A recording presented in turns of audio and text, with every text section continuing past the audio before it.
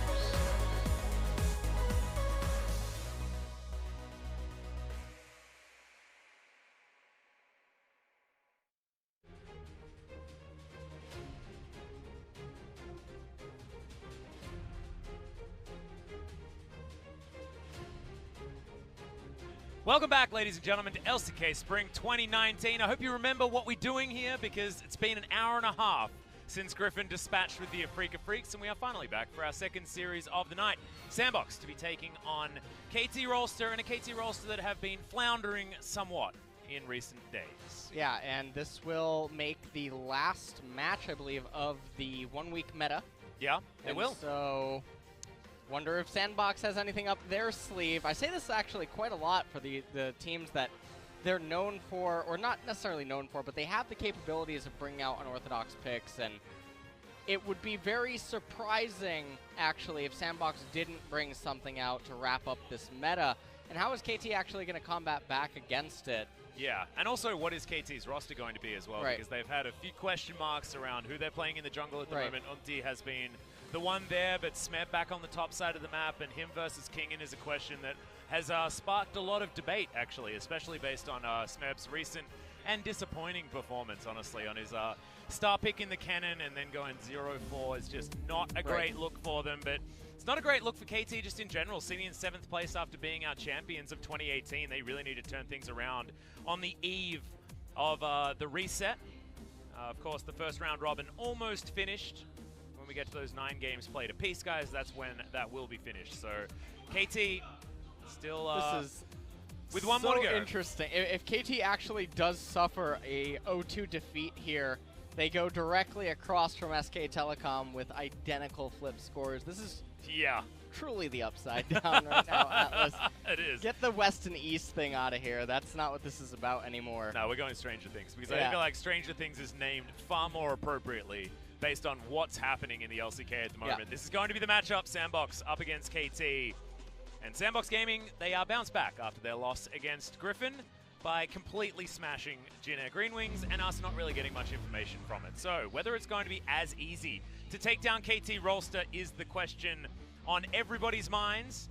The Holy Spirit Ghost, am I the MVP today again? It's an interesting line, and the interesting thing about it is the fact that he's sitting on 500 points, I believe. If he gets back-to-back, he's on 700, and Chovy's already on 800. So he's not even going to be able to make the top of the table after Chovy's back-to-back MVPs in our last series. It's interesting, the match point thing about Joker and Score. Score's not playing. Well, we don't officially know that just yet. All right, well. But we have the cheat sheet, and we are aware of the fact that Score is not playing. So Big Brother score versus the LCK first generation, both team old guys. The old guy on KT just wasn't invited to this party. So the whole old thing, I mean, Joker obviously is now known for being one of the oldest pro gamers in LoL. There's actually on the, well, I'll talk about that right after this, actually. Look at the first place markers for SANDBOX Gaming. Yeah, just insane. And having a first place marker like this, I mean, yes, we were looking at Griffin before. The stats were different. That's why they had firsts everywhere. They're second on DPM are Griffin, but SANDBOX is the team that likes to do as much damage as possible because they're fighting no matter what as early as they possibly can. Yes, and SANDBOX probably not going to be looking to change any of these numbers except for maybe going up in the KDA department here against KT. We're going to be having a look at some of the highlights, and yes, SANDBOX actually had a fair few of them because in their most recent series, it was Jin Green Wings that were playing without a top laner. Yeah, and you know, one of the impressive things for me about SANDBOX was OnFleek. We finally got to see him on not just Camille all the time. The Lee Sin play. We saw him get denied kicks every single time from the Tahm Kench. That's all we got to see. It was very, very sad for OnFleek. Well, Summit, by the way, has been performing so well in spring 2019. And this is a person that has been riding the bench. Yeah, for the Afrika Freaks. Yeah, for the past 2.5 years. He's been riding benches. He was a Afrika, he was a Afrika sub. At one point, he was in China. He was on a bench team there. He almost joined Tempo Storm in spring 2019, spring 2017, right at the end. This guy was really a hidden gem that it seems like no one actually wanted to utilize inside of the LCK, but he is definitely going to be regretting that one now, especially considering where some of our top-tier top laners have found themselves, and we're in the right series to talk about it. Because Smeb, the man on your screen just there, is an example of someone falling from grace. Just a little bit on the nose based on the Jin Air highlights that we saw before. But KT, they have had some highlights, they have had some good moments. They've been few and far between, and they haven't been what we've been expecting from our LCK champions of 2018, as this is going to be the matchup. You know, I feel like we love Ghost. Yeah, here in the LCK is getting a lot of attention, and he's up against Zenit. And by the way, if you would say that in Korean, it would be Janet. I'm not. Janet. He's up against Janet. Janet. So I'm not quite sure where we're going with that one. But I mean, you're the guy that's allowed to brutalize any names ever. You have a free pass, so you can call him Janet if you want to. I mean, G-Host on the left-hand side here. I mean, you can just see that his stats quite are better. Impressive stats. Yeah. Apart from don't mess with interesting G-Host. that the damage per minute stat being 7th is actually quite strange, and his damage percent being 28%. That's not a reflection of him. That's a reflection on the rest of his team smashing people in their lanes earlier on than most of the others, because these 30+ percentage markers for the 80 carries are based on teams that play a lot slower, and it's hard for an 80 carry on a team full of guys that want to go in to get damage numbers that high. But we are going to be introducing SANDBOX Gaming as our first team. They'll be on our blue side tonight. They'll be the first to take a bow in this matchup, wanting to get the real bounce back win. I feel like the win against Jin Air was a weird and wonderful experience. For those of us watching, those of us commentating, and the players themselves. So this is going to be their first real test after the loss against Griffin. And I do think that it's very good for them that they're going to be starting on blue, as that's the team that right now, the way the meta is right now, blue gets the liberty to direct target bans more so at the opposing team rather than at the way that the meta is right now. And so red team, they're the ones that have to worry about Ezreal, Lucian, Karma, Cassiopeia, those type of champions, whereas blue has a lot more freedom. And so for SANDBOX, we were talking about earlier, they might be the team to dip into those shenanigans. And it's up to KT to try to ban away some of those options. We'll see whether they are going to. See whether the Ezreal and the Karmas are going to be riding the bench.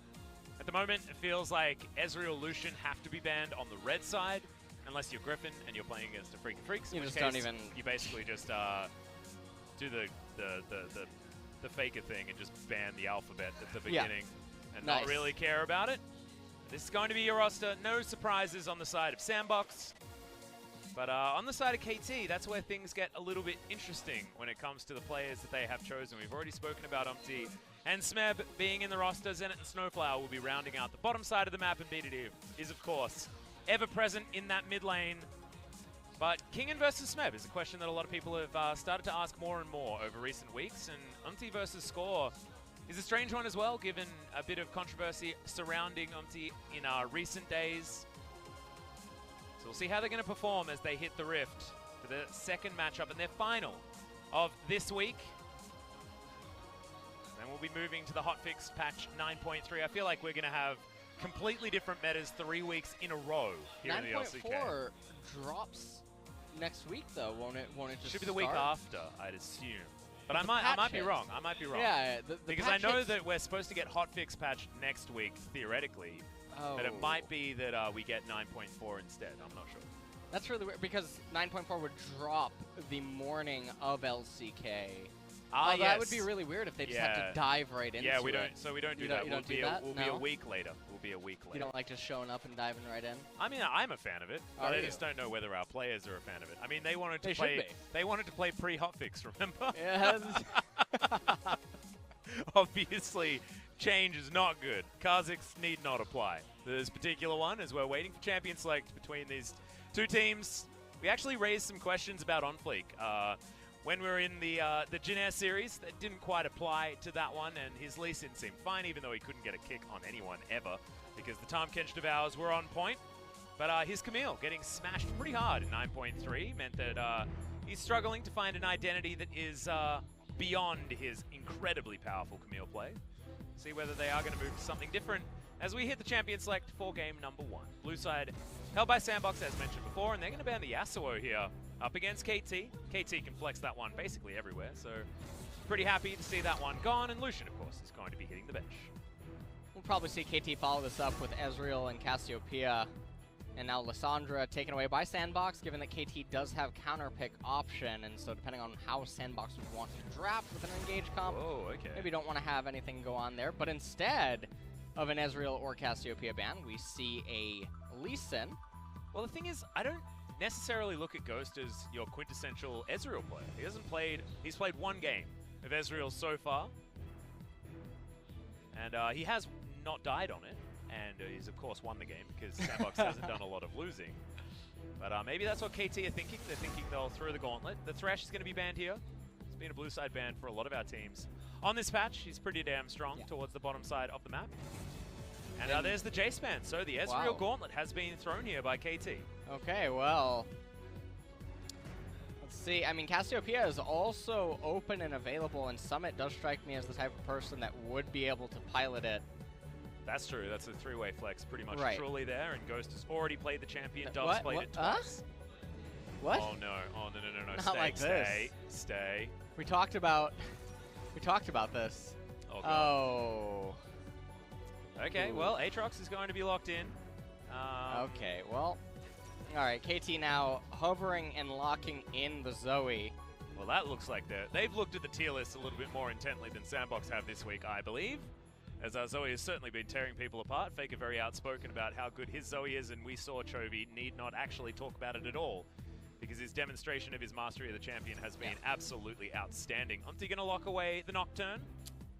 I'm not entirely sure why you would show the Nocturne face up this early on into the draft. I mean, Ezreal's still available. SANDBOX would really appreciate, you know, having some faith in humanity restored by locking it in alongside the LeBlanc, so that you get basically 2 counter picks to the way that KT is drafting right now.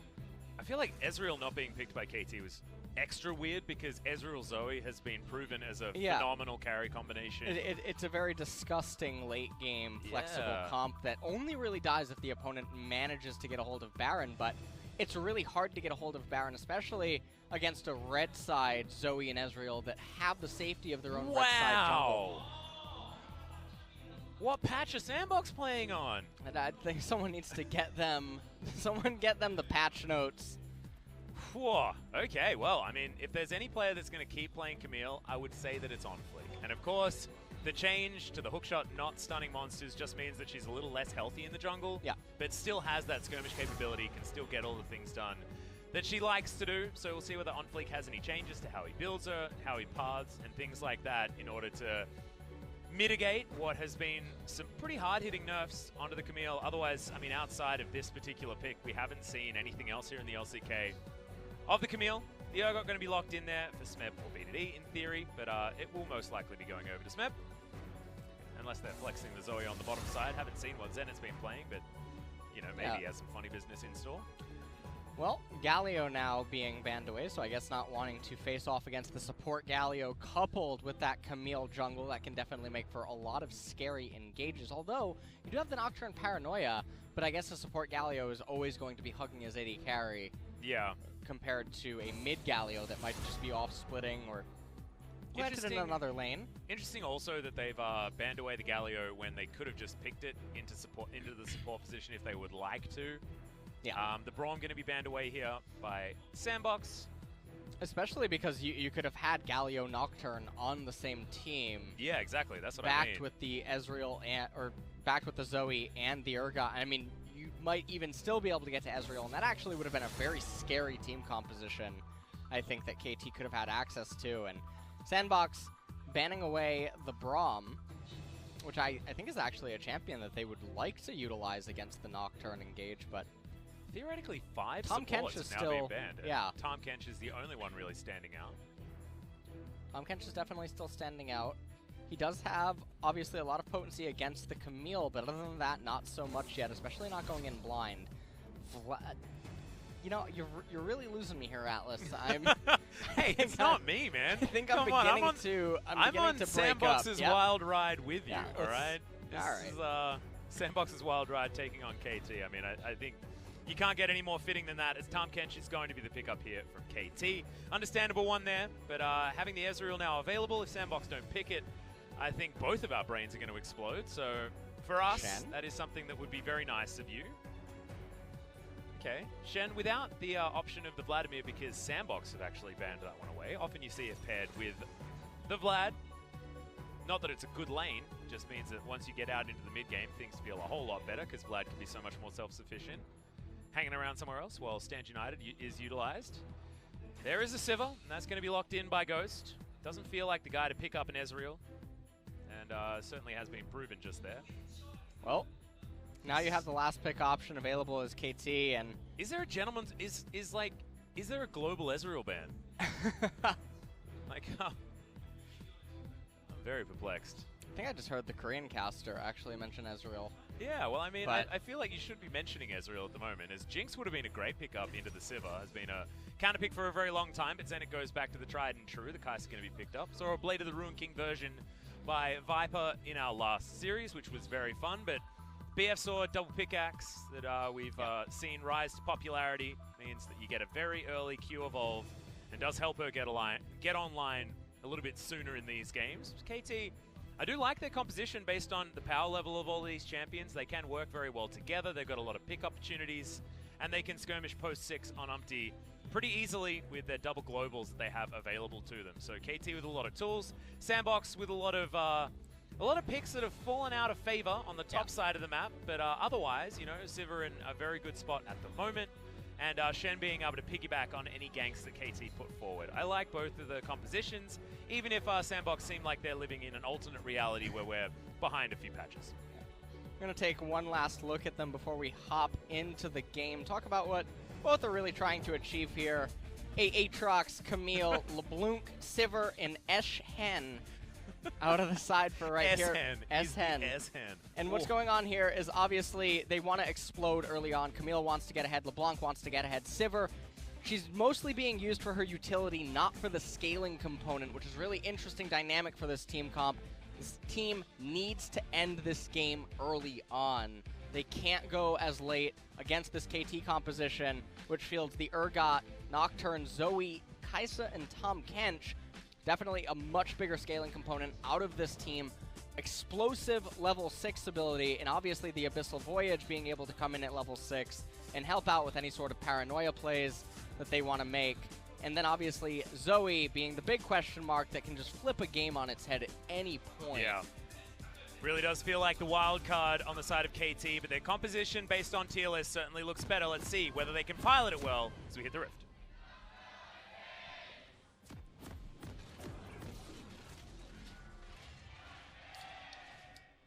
man. KT fans, there's an air of desperation in their voices in the LoL Park tonight. They're desperate for this squad to find their feet again. We've all felt it. I know that there are a whole lot of KT fans in Twitch chat at the moment that are just getting nervous about seeing a team composition that looks strong. And they're like, do I get excited? And the answer, guys, is no. To be honest, I mean, if we were just talking team compositions, if we're assuming an even level of play, I would honestly give the edge to KT here. Oh, absolutely. So SANDBOX, I mean, coming out the gate in game number 1 with the draft, it's making me very nervous. I mean, if they do get ahead, it's very, very difficult for this KT team composition to stabilize, and then it mostly becomes, Zoe, please save us. Yeah. And if that's a little difficult to do against the LeBlanc and the Camille being able to lock her down even through the Tahm Kench. To KT's credit, though, BDD has been in that position all season. So, I mean, it's not like he's a stranger to being the man that has to carry, and his Zoe has always been good, be it 2018 or 2019. But up against the LeBlanc, we've seen this be a matchup that can go one of two ways. We'll see how it does go for KT, as Dove has been having a pretty good time here in the LCK so far. Joker going to be checking up here. No vision available here on UmTi, as he needs to finish off that Gromp real fast before OnFleek just dives on top of him. Hookshot will be available, and that will stun a Nocturne, unless he does have the spell shield. And thanks to G-Host on that Sivir down there in bottom lane. Yeah. With the priority on Fleek able to come in here with the assistance of Joker and pick up the Scuttle Crab. And now everyone's playing with map hacks on Nocturne. And you can see that they actually stunted UmTi's route as well to boot. Clear out that. Well, that didn't look like it hit. That was some Batman. That was some sweet visual bug action as Dove shorts the distortion there just a little bit. A lot of buttons going a little bit astray. But that's what SANDBOX like to do. They like to press them as many times as they possibly can. And look, if you take a whole lot of shots, generally you're going to hit one. That's how life works. If at first you don't succeed, try again is the SANDBOX motto. OnFleek going to be able to grab a second Rift Scuttler there as well. And look, if you don't stun the mobs, they can't do damage to you if they don't do damage to you. So you may as well take double Scuttle. It's a good way of looking like pre-nerf Camille. And what we're witnessing right here, Atlas, is how many junglers last season increased their LP by about 400. Running around the map is a level 3 Camille with a red buff, looking for the enemy. And mid lane has priority. Top lane does not, which means that Smeb gets the first rotation down. But UmTi being spied by that, the cone. Will have to move away from his red buff. The Krug's going to get started, and OnFleek hasn't finished just yet. So this is how you mitigate the nerfs to hookshot. Apparently, you just don't farm. Yeah, don't farm. Farm the champion instead. As UmTi's going to get tactical swept. Whoa! And throws the smite out on a Krug camp, meaning that he won't have it for the red buff, and he's going to get 3 buffed. Well, in doing so, I mean, he does get the rubber band reset on his golems going. And remember, he did already clear some camps, and he has good rubber band camps coming up. So even though he gets 3 camp, Camille's falling back to her jungle, which is all just level 1 camps. And now she's not going to have the ability to do anything. I really like what OnFleek was doing, acknowledging, hey, I can't just take up a straight up, I can't take a straight up farming fest against this Nocturne. I have to look to apply pressure. I have to give LeBlanc the freedom to try to exert dominance over the Zoe. And I have to make sure that nothing goes too wrong for Aatrox up in top lane early. Yeah. So credit to him, but Nocturne's still ahead after all of this. Well, we'll see whether OnFleek is going to continue, because you mentioned the rubber band camps. There's a chance OnFleek just comes and invades them too. Tries to steal them away, and then, look, UmTi goes into his enemy's jungle, and everything's level 1 and having a terrible time.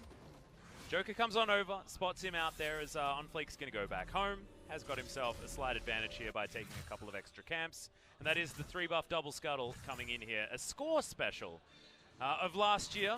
But now he's up against UmTi. Feels like the nameplates, as far as the team is concerned, makes that an iconic point. But based on the opposition this time around, it's not as relevant. You can see one of the predicaments here that Camille is in. Not the best of situations. Your mid laner's recalling, no mana. You don't have enough priority with Zoe returning into mid to just go over to the Scuttle Crab and contest it. So definitely having a little bit of a reliance on bottom lane, and I'm pretty sure this means UmTi just gets the Scuttle Crab, and this is really unfortunate, and this is a byproduct of what was happening in mid leading up to this. Well, UmTi's going to be able to get that spell shield out. He loses out on the health trade. Is Terrify being held on to...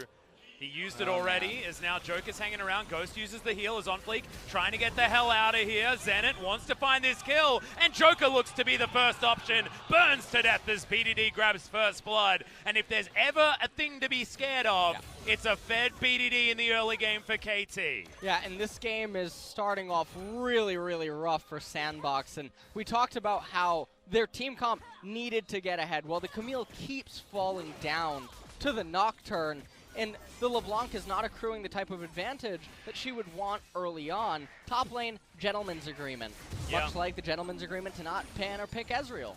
And right here, we can see OnFleek, he's trying to go on to UmTi. SnowFlower able to be there, and then again, because of the mid priority, the way it was working, BDD able to collapse Flirt first. Very surprised SnowFlower doesn't flash onto OnFleek to get OnFleek's flash, because SnowFlower has Spellbook available, so the flash is a little bit more valuable.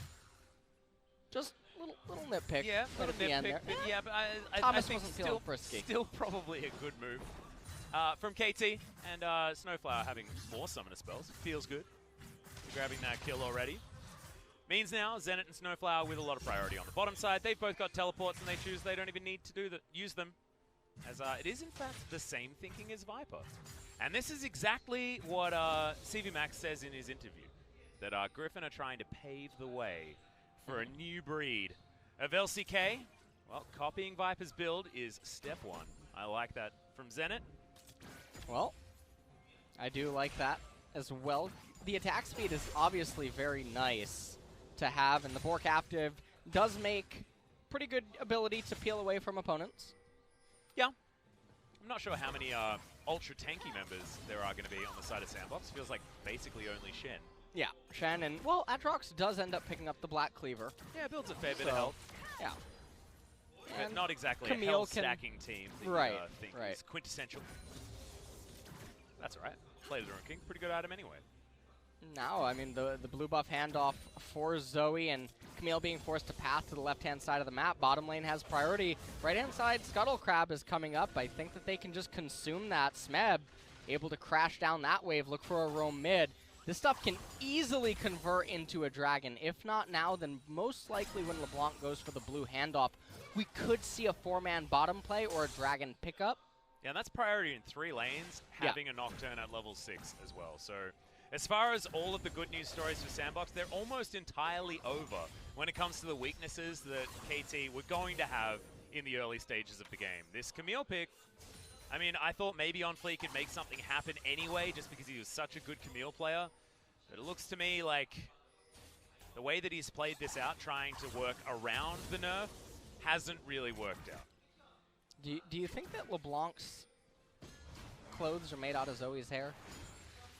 Let me have a look at it next time. Yeah, we're gonna need a quick look at that. The Observer's not giving it to us right yet, but I mean, I don't blame the Observers a massive amount, because it's not exactly the highest priority thing on the map right now, but I am also curious, as UmTi is going to face check Camille. Take a look at this right here. Hey, yeah, the little wings. Yeah, that's that's very cute. That's a teleport from a Tahm Kench, as I believe OnFleek actually has that information. But speaking of having information, KT, don't walk into the forest alone, UmTi, and he doesn't. He takes BDD with him. He had a catfish in his back pocket, and that means OnFleek has to on-sleek his way out of there. And he's going to go hand over his blue buff to Dove. And UmTi's just going to continue going wherever he wants and being able to take whatever he wants. Now here's the blue handoff timing, but we can see that Nocturne not on the right-hand side of the map. And so the Mountain Drake is going to be able to live for quite a while longer as Zoe is looking to reset. Yeah, but look at all that vision around that Mountain Drake as well for KT. KT understanding that grabbing that Drake would feel pretty damn good. They can get into these early big objectives, and they do a lot of damage after a couple of items have come in. For Zenit, especially if you've got this Blade of the Ruined King build, for the Kai'Sa, it upgrades her ability to destroy Baron a little bit higher. And, well, Smeb now maybe going to be able to coordinate some sort of a play here onto Summit. I mean, Nocturne's in close proximity. Summit still doesn't know about it. It looks be like they don't want to go for this. Yeah, first paranoia not opted into yet for UmTi. As Joker comes over, spots out exactly where the Tahm Kench is, and as far as other level 6s that are very important to note are concerned, Joker has his, so Stand United available and can be utilized around this map.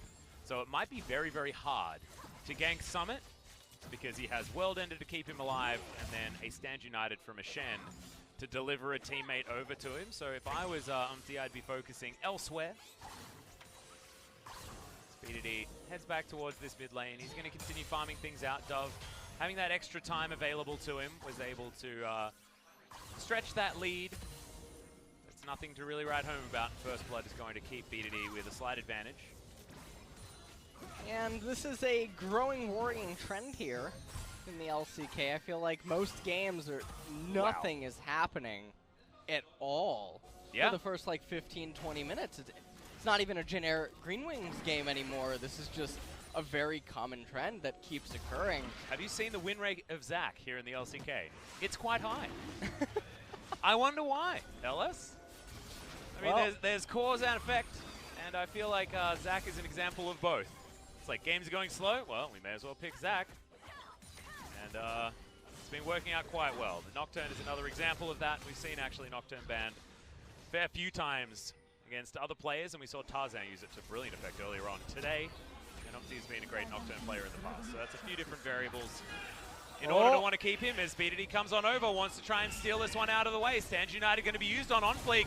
Tries to get the stun, but won't actually land it. Devour from SnowFlower gets him over there as SANDBOX. Do lock down the Rift Herald. Smeb comes in and just eats the Camille for breakfast. Joker gonna get tagged up there by the Trouble Bubble, and then the Abyssal Voyage delivers Zenit a kill underneath the turret. Easy one there onto the Shen. As Dove doesn't even know that he's playing a team game by the looks of things. Terrify is going to land, and that's a special delivery on the kill for UmTi. I like the hula hoop that UmTi did right before he just dogged down Dove right at the end. And now, this is only a 2K gold lead right now for KT. But if you look at all the lanes and what we talked about with the team compositions earlier and just the way that this game is going, it's looking very, very bad for SANDBOX. And we'll take a look at this. They call in the Stand United, and OnFleek tries to lock down the Zoe with Dove's assistance, but SnowFlower is there. Doesn't even matter that Smeb asked them to watch NALCS. And then after this, the Abyssal Voyage to dog down Joker. And at this point, I mean, I know this is going to sound really ridiculous maybe, but it really feels like the game's over. When you're SANDBOX with LeBlanc, a Sivir that's not intended to scale, you have the Aatrox that is just going to get worse as the game actually proceeds, at least against this team composition, and you have a Camille who's falling further and further behind when she needs to be ahead, and you're going to face double Mountain Drake. KT's just going to get the Baron, and it's going to be all too easy for them to close. Well, I feel like you're exactly right. Almost purely because OnFleek basically feels like he's not a champion anymore. Like, I mean, now that has gone so catastrophically wrong and UmTi has such an incredible lead, the Camille can't hunt for the Nocturne anymore because it's the opposite of what he should be doing. He should be trying to stay the heck away from this Nocturne that can possibly win every trade unless you get a face check and UmTi forgets to press his spell shield button, but we know that he hasn't been making that mistake very often at all. He now has a stopwatch available to him also on top of his Warrior Enchant. So KT just have run of the map. And when you've got run of the map with an Abyssal Voyage and a Paranoia, I don't know, man. I just don't know how many options SANDBOX have. So I entirely agree that it's feeling very worrisome for them to try and get back. As Distortion going to be utilized there as BDD tries to throw out some more skills. And UmTi, he can just dive on top of anyone who has a low health bar. Oh, this counter gank positioning's really nice. Paranoia comes in. More as a deterrent, actually. That's just KT agreeing to disagree on the gank. That's like when you get cornered in an alleyway. Yeah. And then your bodyguard shows up. Yeah. And they're like, and then the other guy's bodyguard turns up, and they both pull out a knife that's about the same length, and you're like, oh, okay. All right. Yeah, all right. We just won't risk it. Yeah. See you later. Well. Anyways, now at this point, KT just under a 2K gold advantage. Mountain coming up in about a minute and a half. And OnFleek actually ends up consuming the blue buff. So LeBlanc not going to have that available.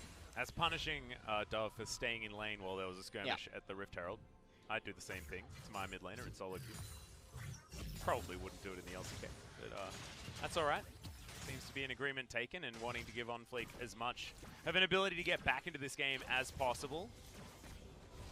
Zenit going to go back home. We'll see how close to the Supercharger evolution he is. As our next item will most likely be the Rage Blade. And Berserker's Greaves being built up there. And we got the Recurve Bow. So Zenit just needs to finish off a couple of pickaxes and he will have that Q evolve, but I believe the Supercharger evolve is already in there.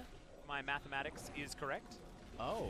And there's a Rift Herald start for SANDBOX on the top side as they move the old lanes around. Yeah, this is 300 IQ. We're going to summon the Rift Herald. No minions around that are present to collide with this. That's going to tank the turret by itself.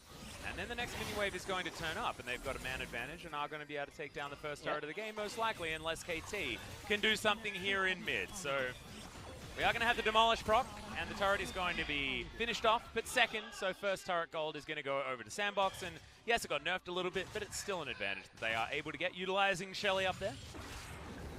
Abyssal Voyage now towards the bottom side of the map. Rotations, rotations, rotations from KT Rolster.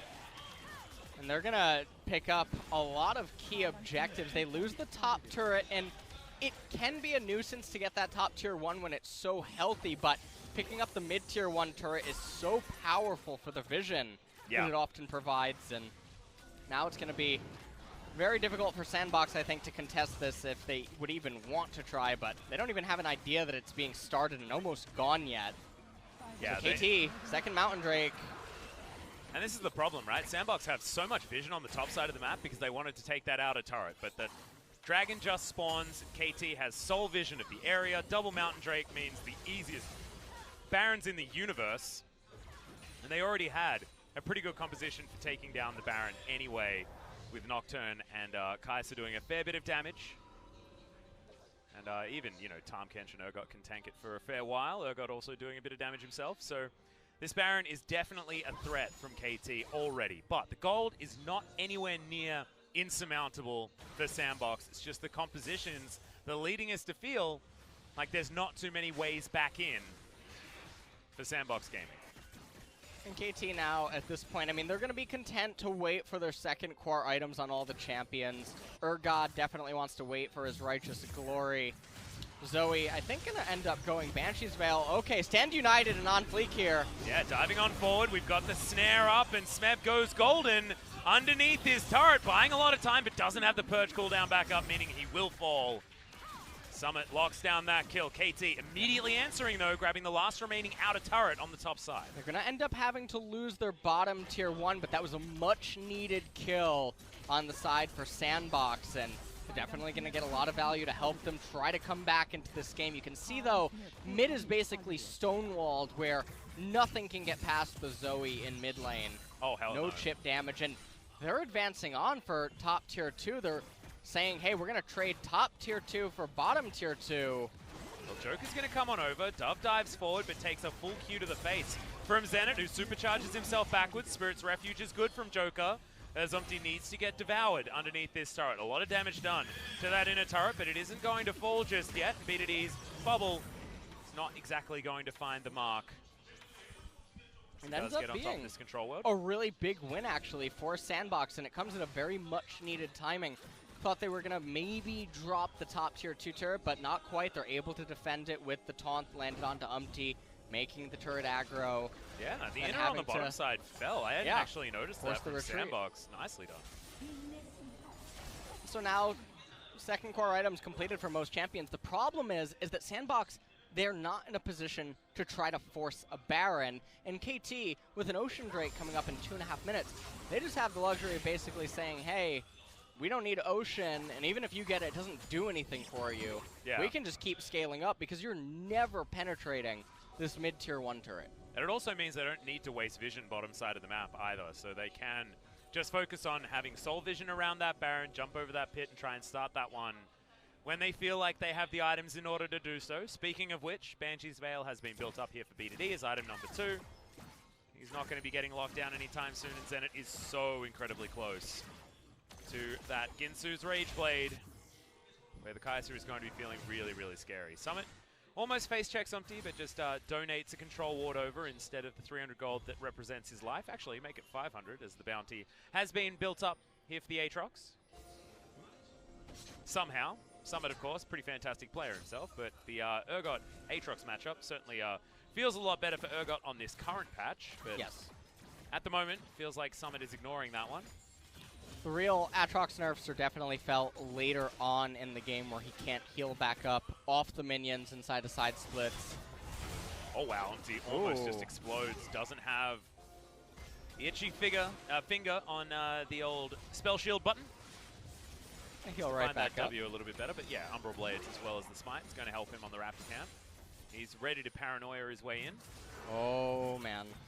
Someone has to be really careful here. Yeah, well, Infernal Chains is going to land as Smeb throws a Corrosive Blast in a very strange position, but he has to Umbrally dash to get himself out of there into that Raptor pit. KT with priority in the mid lane can get around towards this Baron pit and clear out this vision, which they need to do very, very soon. SANDBOX still with control ward vision all throughout that area. Interestingly, SANDBOX actually now the ones with a gold lead as well. Yeah, I know. We saw that graph just before. Somehow, based on that terrible turret trade that KT took, that felt like it looked okay. You know, Smeb falls down, but then they're able to rotate immediately towards the top side. You know, taking something on the other side of the map feels like the right play, but losing the inner turret just meant that it was all for SANDBOX. And right now, SANDBOX trying to accrue a larger gold lead. Ocean, not the greatest of dragon spawns for either team. And SANDBOX, they're looking to get frisky. Yeah, Supercharger is in there. Devour is going to be utilized, but immediately the Tahm Kench falls, and the Sivir picks up the Kai'Sa. Bottom lane now eradicated from KT. And they're shaking their heads. They don't know what the heck just happened. Well, I think that Twitch chat probably knows they were cosplaying Aphromoo and Bang, standing all the way up in mid lane without any real purpose. They just get picked off and deleted. They got sandwiched like they were getting flanked by hyenas. Yeah, man. I don't even know what just happened to them. So they just popped in a second. And then at that point, KT cannot continue the fight whatsoever. Now, SANDBOX, they're going to pick themselves up in Ocean Drake. And if they can keep doing things like this, and if KT's going to keep being generous with handing them donations, then SANDBOX is definitely going to be able to pull really far ahead.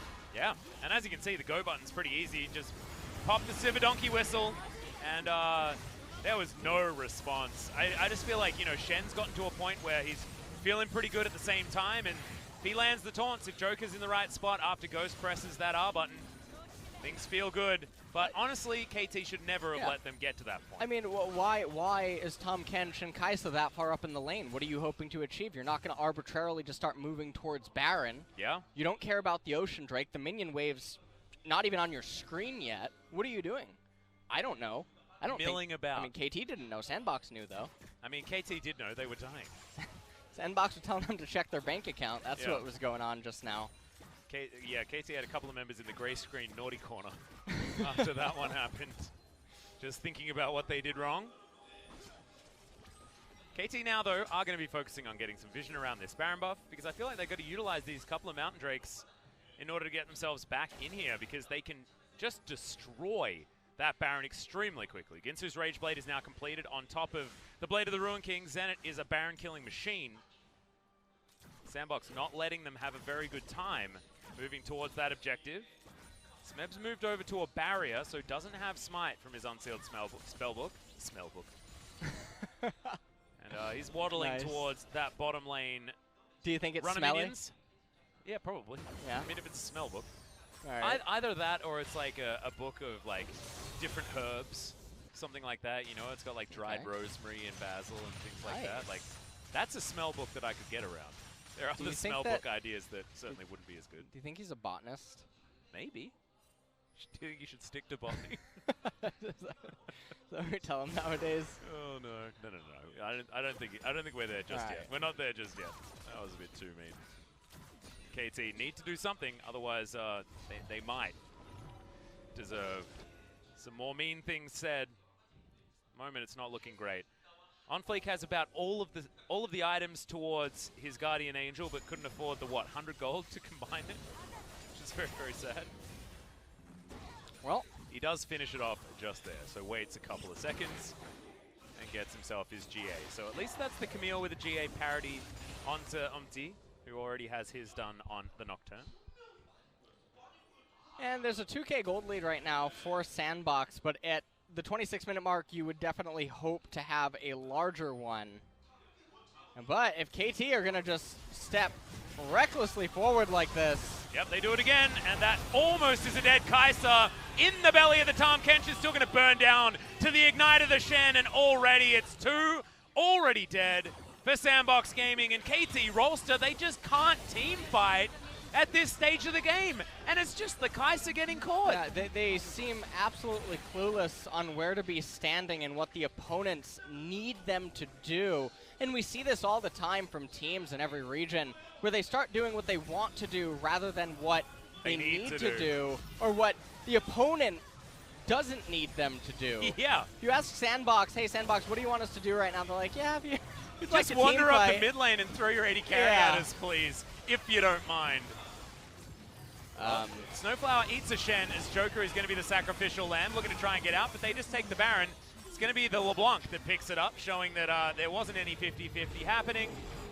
And UmTi didn't have flash, so couldn't get over the back of the pit. And they'll sacrifice Joker, and they'll pick themselves up a Baron.